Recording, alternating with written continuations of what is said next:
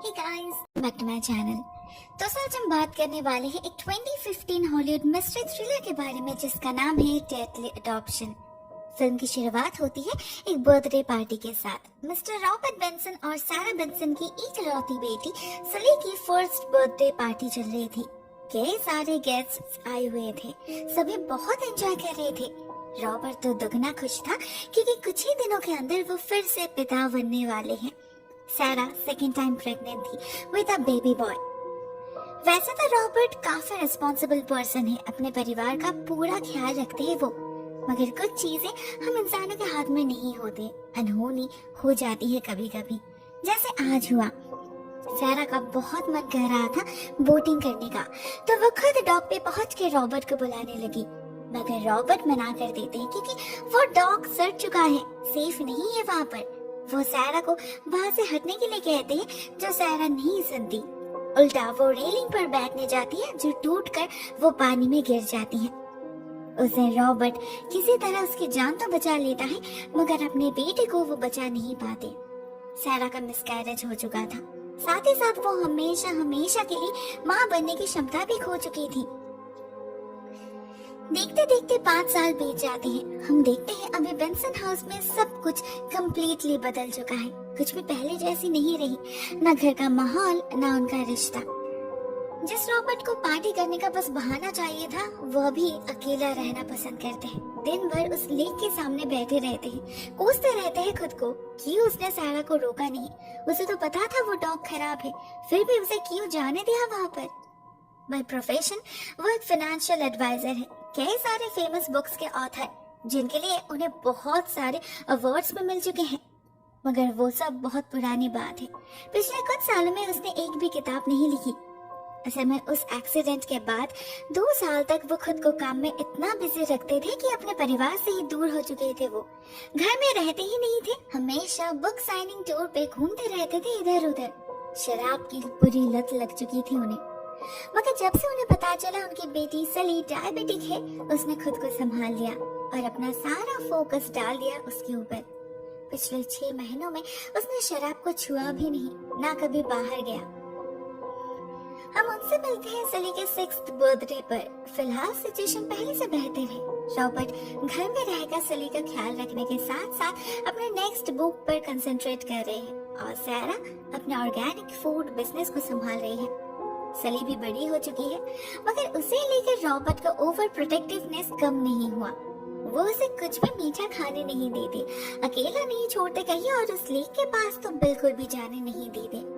सारा को लगता है घर में एक और बच्चे के आ जाने से सब कुछ ठीक हो जाएगा, इसीलिए वो अडॉप्ट करने के बारे में सोच रहे हैं। ऑलरेडी कई सारे लड़कियों से मिल भी चुके हैं, मगर उनमें से एक भी उन्हें पसंद नहीं आई। कल उनकी एजेंट एक और लड़की को लाने वाली है, होपफुली वो सही रहेगी। नेक्स्ट डे सुबह होते ही सारा और रॉबर्ट उसका इंतजार करने लगते हैं, और कुछ देर बाद जो लड़की आती है ब्रिजेट, वो उनके लिए एकदम परफेक्ट थी। शांत, सुंदर और सुशील, बिल्कुल वो जैसे ढूंढ रहे थे। उससे बात करके रॉबर्ट और सारा दोनों को ही अच्छा लगता है, तो वो लोग इसे ही फाइनल कर लेते हैं। तय होता है कि वो अगले दिन से इसी घर में रहेगी। रॉबर्ट को उसमें जो सबसे अच्छी बात लगती है वो है ब्रिजेट का बच्चों के मामलों में अलर्टनेस। वो जब घर आई थी तब सली साइकिलिंग कर रही थी बिना हेलमेट के। ब्रिजेट खुद उसे हेलमेट पहना देती है और सेफ्टी रूल्स भी समझाती है कि एक अच्छी पेरेंट की निशानी है, उन्हें और क्या चाहिए। अगले दिन से ही ब्रिजेट उनके साथ उनके घर में रहने लगती है। सारा और रॉबर्ट अपनी पूरी कोशिश करते हैं उसे कंफर्टेबल फील करवाने की। सली के साथ भी उसका रिश्ता काफी ठीक था, दोनों एक दूसरे के दोस्त बन चुके थे। मगर असली प्रॉब्लम इसके बाद से ही शुरू हो जाती है। हम देखते हैं ब्रिजेट चुपके से किसी से बात करती है, और जब वो अकेली रहती है तो उसका बर्ताव भी कम्प्लीटली बदल जाता है। ऐसा लगता है जैसे वो सबके सामने अच्छा बनने का बस नाटक कर रही हो। स्पेशली सारा के लिए उसके दिल में एक बिटरनेस है। एक दिन वो एक मैगजीन को देख रही थी जिसके कवर पेज पे रॉबर्ट और सारा की एक फोटो थी, और वो उस पन्ने को फाड़ देती है। इसके अलावा भी जिस दिन वो पहली बार इस घर में आई थी, उस दिन भी उसने एक फोटो फ्रेम तोड़ा था। तब तो किसी को शक नहीं हुआ, मगर अभी लग रहा है उसका इरादा नेक नहीं है। नेक्स्ट मॉर्निंग सारा का मार्केट डे था, तो वो और सली निकल जाते हैं। घर में रह जाते हैं ब्रिजेट और रॉबर्ट। ये तय होता है कि वो लोग लंच एक साथ करेंगे बाहर किसी रेस्टोरेंट में। मगर सैरा के निकल जाते ही हम देखते हैं ब्रिजेट रॉबर्ट को सीड्यूस करने की कोशिश कर रही है, उससे पर्सनल सवाल पूछ रही है और फिर टायरनेस का बहाना बनाकर वो बाहर जाने से इनकार भी कर देती है, जिससे वो रॉबर्ट के साथ इस घर में अकेले ज्यादा वक्त बिता पाए। उधर सैरा ने ये एक्सपेक्ट नहीं किया था। ब्रिजेट के कारण रॉबर्ट भी नहीं आ पाए तो उसे थोड़ा सा खराब लगता है, मगर वो माइंड नहीं करती। वो समझ नहीं पाई ब्रिजेट ने इंटेंशनली ये सब किया। उल्टा जब उसके असिस्टेंट चार्ली ने मजाक मजाक में उसे वार्न करना चाहा तो सैरा बहुत ही कॉन्फिडेंटली जवाब देती है, ब्रिजेट ऐसी लड़की बिल्कुल भी नहीं है। इसके कुछ दिन बाद एक दिन चार्ली को ब्रिजेट दिखती है कैफे में। वो बहुत ज्यादा गुस्से में थी, फोन पर किसी से झगड़ रही थी, कह रही थी ये सब काम पूरा होने में वक्त लगता है, जल्दी करने से बिगड़ जाएगा। चार्ली को देखकर ये झट से वो फोन काट देती है और जब वो उससे बात करने जाता है तो ब्रिजेट ज्यादा भाव नहीं देती उसे। क्लियरली उसका ध्यान कहीं और था, उसके दिमाग में कुछ तो खिचड़ी पक रही थी। ऐसा ही सेम हादसा एक और दिन भी होता है। चार्ली उसे देखता है एक वैन से उतरते हुए। एक लड़का उस पर चिल्ला रहा था और ब्रिजेट भी उसे गाली दे रही थी। चार्ली को समझ नहीं आता ऐसे लड़कों से ब्रिजेट का क्या काम, मगर उसका पर्सनल मामला ही सोचकर वो किसी से कुछ नहीं कहता। इसके बाद कुछ दिन बहुत तेजी से बीत जाते हैं। बेंसन फैमिली के साथ ब्रिजेट का रिश्ता बहुत सही चल रहा था। सैरा उसके भावनाओं को समझ पा रही थी, मगर जो उसे नहीं दिख रहा था वो है ब्रिजेट का दोगलापन। वो उनके सामने कुछ और बोल रहे थे और पीछे कुछ और ही कर रही थी। हम देखते हैं हर रात उनके सोने के बाद वो उनके ऊपर नजर रखने लगी थी, स्पेशली सली के ऊपर। न जाने क्यों ब्रिजेट उसके करीब जाने की बहुत कोशिश कर रही थी। एक दिन हम देखते हैं उसे सली को साइकिल सिखाते हुए, ट्रेनिंग व्हील के बगैर ही, जबकि रॉबर्ट उसे कभी भी वो व्हील्स उतारने ही नहीं देते थे। सली तो बहुत एंजॉय कर रही थी, मगर एक पॉइंट पे वो ब्रिजेट के हाथ से छूट जाती है और एक गाड़ी के सामने आ जाती है। ब्रिजेट की तो डर से हालत खराब हो चुकी थी, बट फॉर्चुनेटली कुछ नहीं होता। सली को एक आदमी ने रोक लिया था अहम वक्त पर। पता चलता है इस आदमी का नाम ड्वेन है और ब्रिजेट इसे जानती है। दिन रात फोन पर वो इसी से तो बात करती है, लेकिन जब सली पूछती है वो ठीक से जवाब नहीं देती, उल्टा इस बात को छुपाने के लिए कहती है, डराती है उसे ये कहकर कि अगर उसके पिता को पता चल जाए तो वो उससे उसका साइकिल छीन लेंगे। बेचारी बच्ची मान लेती है, ये समझे बिना ही कि इसका नतीजा कितना भयानक हो सकता है। दूसरी तरफ ब्रिजेट धीरे धीरे रॉबर्ट को भी अपने जाल में फंसा रही थी। अपनी मीठी मीठी बातों से उसका दिल जीतने की कोशिश कर रही थी वो। रॉबर्ट भी उसे अपना दोस्त मानकर अपनी कुछ पर्सनल बातें उससे शेयर कर लेते हैं। 5 साल पहले हुआ उस एक्सीडेंट के बारे में, उनकी जिंदगी और रिलेशनशिप पर पड़े उसके इफेक्ट के बारे में। यहाँ पर हम नोटिस करते हैं ब्रिजेट उनके पर्सनल लाइफ के बारे में कुछ ज्यादा ही क्यूरियस है। जैसे ही वो बताते हैं कि उस एक्सीडेंट के लिए वो अभी तक सैरा को माफ नहीं कर पाए और इस कारण से वो उससे पहले जैसे प्यार नहीं करते, ब्रिजेट का तो चेहरा ही खिल जाता है। कुछ दिनों तक ऐसा ही चलता रहा। सैरा रोज काम पर निकल जाती थी और घर में ये दोनों गप्पे लड़ाने बैठ जाते थे। इससे हुआ ये कि रॉबर्ट के दिल में फिर से वो पुरानी यादें ताजा होने लगी और वो सैरा से दूर होने लगे। छोटी छोटी बातों पर वो सैरा से झगड़ने लगी। ये चीज सभी के नजर में आ रहे थे कि रॉबर्ट सडनली बहुत ज्यादा चेंज हो गए हैं, मगर इसकी वजह क्या है वो किसी को नहीं पता था। इसी बीच एक और हादसा होता है। एक दिन ब्रिजेट नहाने जाती है और उसका बाथरूम डोर प्रॉपर्ली लॉक्ड नहीं होता। उसे पता नहीं चलता सली उसे बाहर से देख रही है, तो वो बिना किसी झिझक के अपना टॉप उतार देती है और तभी सली को दिख जाता है ब्रिजेट ने एक फॉल्स बेली पहनी हुई है। उसका बेली बम्प असली नहीं है, नकली है। इसका मतलब ब्रिजेट कभी प्रेग्नेंट थी ही नहीं। ये सब तो बस उसका नाटक था।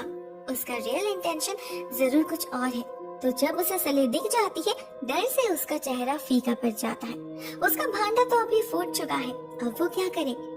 वो जल्दी से सली को मैनिपुलेट करने लगती है। कहती है उसके रियल बेबी बम्प बहुत छोटा है, इसीलिए वो प्रेग्नेंट नहीं लगती। उसने नकली वाला बस इसीलिए पहना है जिससे लोग उस पर भरोसा कर सके। वो सली से प्रॉमिस करवाती है कि वो किसी से कुछ नहीं कहेगी। बेचारी सली, वो इस बार भी उसके झांसे में आ जाती है। उसे अभी भी लग रहा था ब्रिजेट के पेट में सच में उसका भाई है। इतना सब कुछ देखने के बाद भी वो किसी से कुछ नहीं कहती।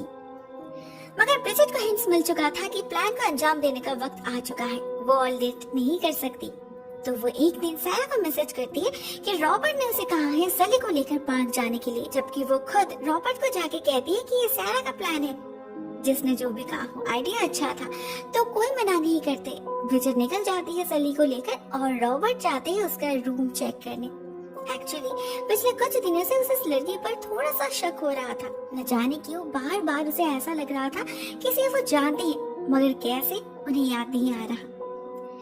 उसके कमरे में जाते ही रॉबर्ट को इसका जवाब मिल जाता है जब उसे ब्रिजेट के बैग में अपनी किताब मिलती है। पहले रॉबर्ट खुश हो जाते हैं।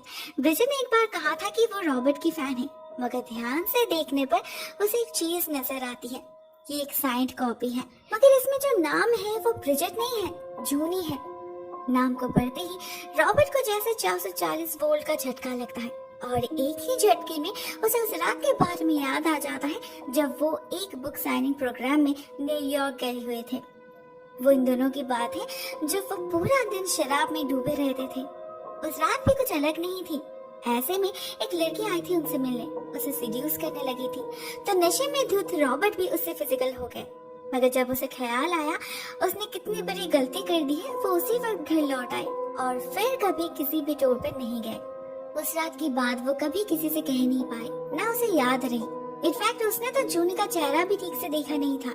शायद इसीलिए पहचानने में चूक गए। वो समझ नहीं पाए कि ब्रिजेट ही जूनी है, मगर वो यहाँ क्या कर रही। एट लास्ट जब उसे समझ आया तब तक बहुत लेट हो चुका था। जूनी उनके बेटे को लेकर रखो चक्कर हो चुकी थी। रॉबर्ट उसी वक्त पार्क में जाकर सर्च करते हैं। ना मिलने पर पुलिस को भी इन्फॉर्म करते हैं। वो उसको जूनी का प्लान भली भांति समझ आ रहा था, मगर वो किसी को समझा नहीं पा रही थी क्योंकि सारा से सच कहने में उन्हें शर्म आ रही थी। मगर जब उसने देखा पुलिस केस को बहुत लाइटली ले रही है तो उसने सारा से सब कुछ कह दिया। इसके बाद शुरू हुआ असली खेल। पता चला जूनी ने असली ब्रिजेट का आईडी चुराकर उसके थ्रू एजेंसी में कांटेक्ट किया था। तो जब पुलिस उसके बारे में पता करने गई उन्हें असली ब्रिजेट की डिटेल्स मिली। उसके बारे में कुछ भी नहीं मिला, नॉट इवन अ फोटो। और वो एजेंट, उससे तो मदद कुछ भी नहीं मिल पाई क्योंकि उनका काम हो जाने के बाद ही जूनी ने उसका खून कर दिया था। सारी बातें जानने के बाद चार्ली को भी याद आ जाता है उसने जूनी को रास्ते पर देखा था एक लड़के के साथ।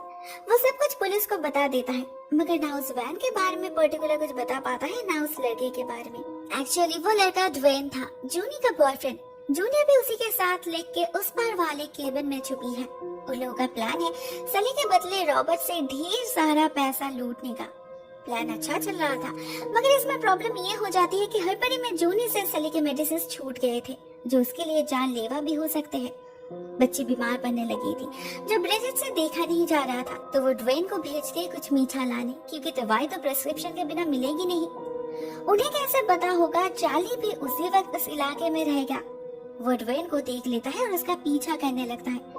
जैसे ही उसे समझ आ जाता है कि वो लेक के उस तरफ जा रहा है, वो कॉल करके सारा को इन्फॉर्म कर देता है।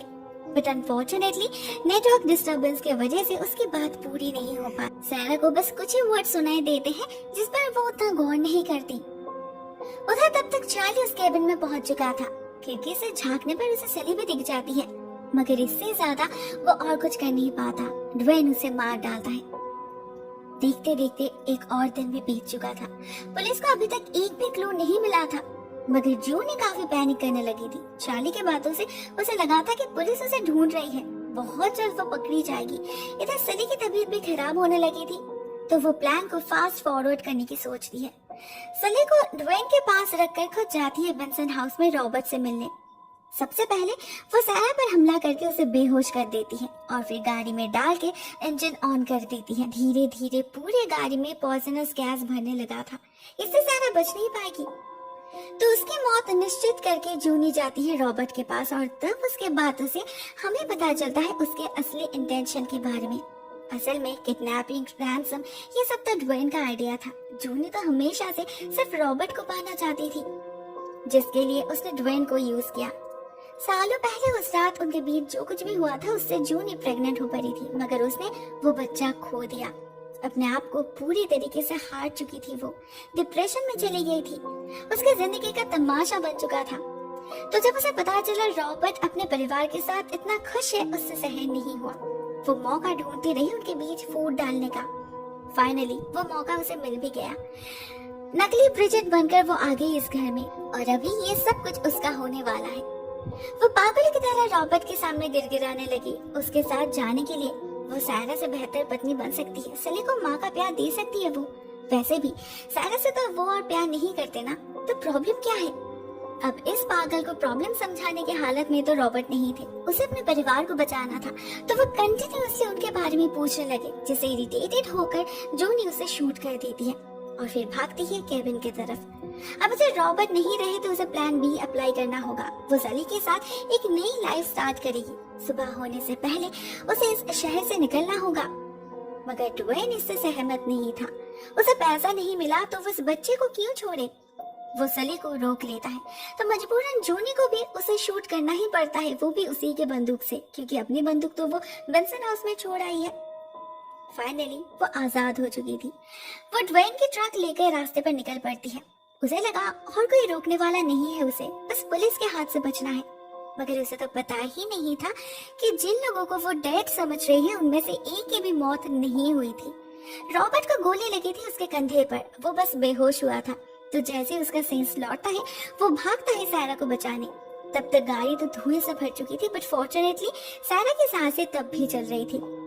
रॉबर्ट बहुत मुश्किल से अपनी पत्नी की जान बचा लेते हैं, मगर अपने बच्चे को वो कैसे बचाए?